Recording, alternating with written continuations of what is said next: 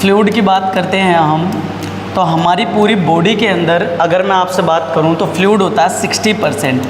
Body weight का 60% हमारी पूरी बॉडी के अंदर फ्लूइड होगा। और ये जो फ्लूइड है, ये कुछ फ्लूइड तो होता है सेल के अंदर और कुछ फ्लूइड होता है सेल के बाहर।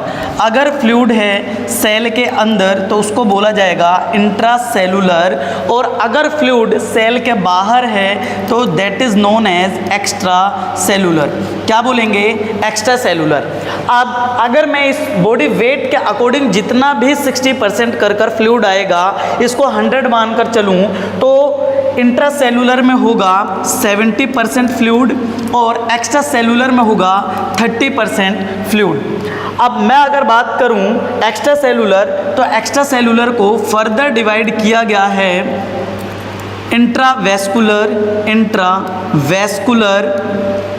इसके अलावा इसको डिवाइड किया गया है इंटरस्टिशियल, मेरे प्यारे बच्चों, इंटरस्टिशियल और ट्रांससेलुलर। ये 3 तरीकों में डिवाइड किया गया है एक्स्ट्रा सेलुलर फ्लूइड को।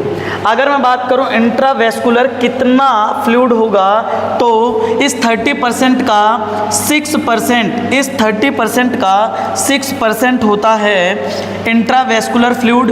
इंटरस्टिशियल में होगा 22% और बचा हुआ 2% होगा ट्रांससेलुलर में।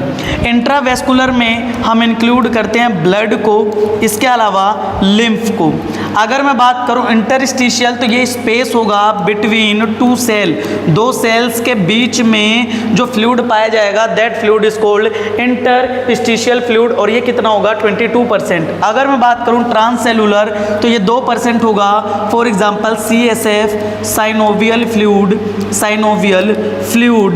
और इसके अलावा अगर मैं बात करूं एक्वस ह्यूमर, विट्रस ह्यूमर, ये जितने भी टाइप के फ्लूइड होते हैं उनको हम काउंट करते हैं ट्रांससेलुलर में। ये हो गया हमारी पूरी बॉडी के अंदर फ्लूइड। और अगर मैं बात करूं IV फ्लूइड की, मेरे प्यारे बच्चों, अगर मैं बात करूं IV फ्लूइड की, और ये जितने भी IV फ्लूइड हैं इनको देने के लिए हमें सबसे पहले पेशेंट की बॉडी के अंदर इंसर्ट करना होगा IV लाइंस को। तो IV लाइन को अगर मैं बात करूं 2 पार्ट में क्लासीफाई किया गया है। एक होता है पेरिफेरल और सेकंड जो टाइप होगा IV लाइन का दैट इज सेंट्रल। मेरे प्यारे बच्चों, एक तो हो गया पेरिफेरल और सेकंड हो गया सेंट्रल।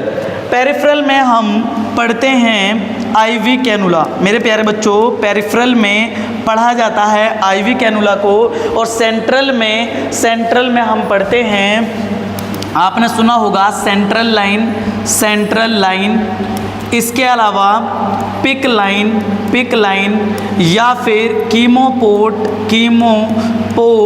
या फिर आपने सुना होगा हिकमैन कैथेटर।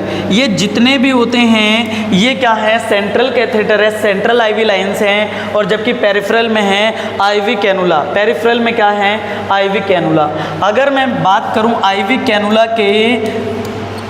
कैनुला साइज़ की, तो ये अलग अलग साइज़ के हॉस्पिटल में देखने के लिए आपको मिलेंगे।